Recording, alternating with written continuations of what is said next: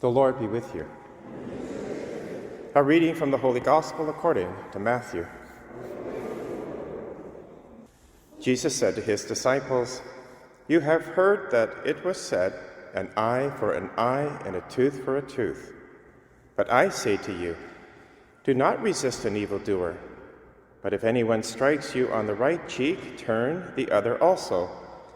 And if anyone wants to sue you and take your coat, give your cloak as well. And if anyone forces you to go 1 mile, go also the 2nd mile. Give to everyone who begs from you, and do not refuse anyone who wants to borrow from you." The Gospel of the Lord.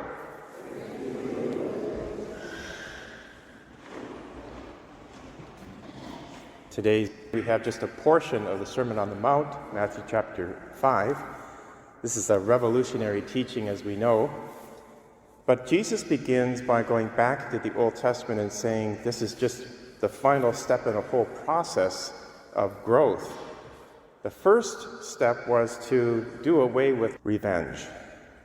He begins by saying, "You have heard that it was said, an eye for an eye or a tooth for a tooth."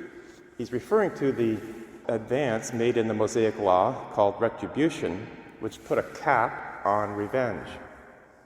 So when we go back to the book of Genesis, we see an example of revenge without limits when in chapter 4, Lamech says to his wives, "I have killed a man for wounding me, a young man for injuring me. If Cain is avenged 7 times, then Lamech 77 times." Now that's what caused the flood. This unleashing of unmitigated revenge just escalated out of control so that humanity was fallen so badly that God had to start over with wiping the slate clean. When he begins again with Noah, he gradually builds an ethic that is crystallized with the Torah given to Moses on Mount Sinai. And part of the Torah was this law called retribution, that revenge has to be capped. An eye for an eye, a tooth for a tooth. You can't seek more punishment than your injury. Well, that was progress, and it halted this unmitigated escalation into violence, destructive violence. Well, now with Jesus, he brings this to a whole new realm, revolutionary, as I said, where he says retribution is no longer to be the standard. It's not an eye for an eye or a tooth for a tooth. Rather, it's love, forgiveness, generosity, right across the board, whether to family members, community, even enemies. This is the new law, the new covenant that is to change everything. Now, the question is, how do we put this into practice? Let's just look at our own families. Let's say there's a hurt between a brother and a sister or between relatives. The first thing that should happen is to remember we're all created in God's image and likeness. And so we're called to be that forgiving, generous, loving person so that relationships are kept intact and in fact flourish and deepen even in the midst of struggles. But is there a limit to that? Do we have to be a doormat so that people can continue to abuse us? The Catechism of the Catholic Church weighs in on this struggle in 2 fronts. One, what they call legitimate self-defense. So the Catechism says that defense can be not only a right, but a grave duty for one who is responsible for the lives of others. The defense of the common good requires that an unjust aggressor be rendered unable to cause harm.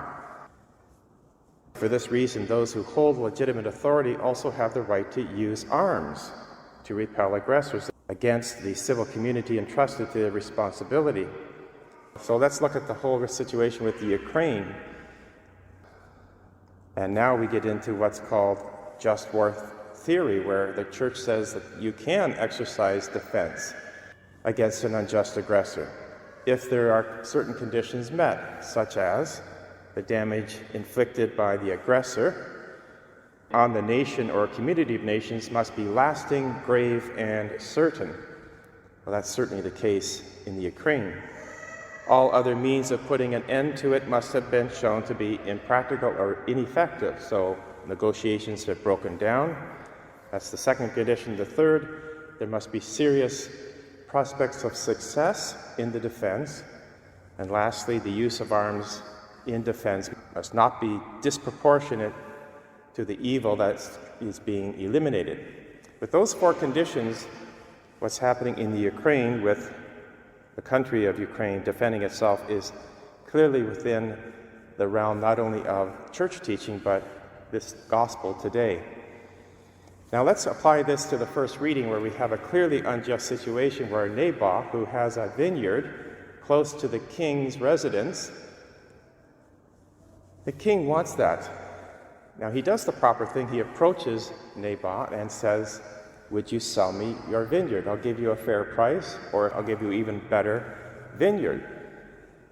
So King Ahab begins on the right footing. But when he's refused because this is ancestral lands, that should have been the end of it, because he's the king and he is a servant leader. He has responsibilities to be a servant to those he is in kingship over.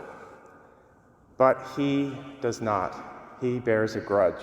So much so he stops eating, and then his wife gets into the act, and she concocts this whole scheme of trying to get Naboth killed. In fact, she does, and then steals the vineyard. So here we have again, all the way back to the beginning with Lamech, vengeance out of control. If the conditions in today's gospel had been applied to that first reading, there would have been a peaceful resolution of that situation. And we look at our world today, we have conflict among peoples, we have anger, people who are divided against each other, a cancel culture, all kinds of evils. What Jesus is saying here is to overcome evil with good. We can certainly do that in our relationships, in our families. Overcome humiliation by shaming those in power. That's exactly what people like Martin Luther King did. He used non-violent means of protest to bring down an entire unjust system of racism. So today's reading is obviously very important for our own families, our own culture, but we need the Holy Spirit to carry it out, because this is way beyond our ability. Not to seek revenge, not to distance ourselves from those that we don't like. So Holy Spirit, come into our hearts, help us to live this gospel, the new covenant, the Sermon on the Mount, the very way Jesus has treated us, dying on the cross rather than seeing us in any way lost.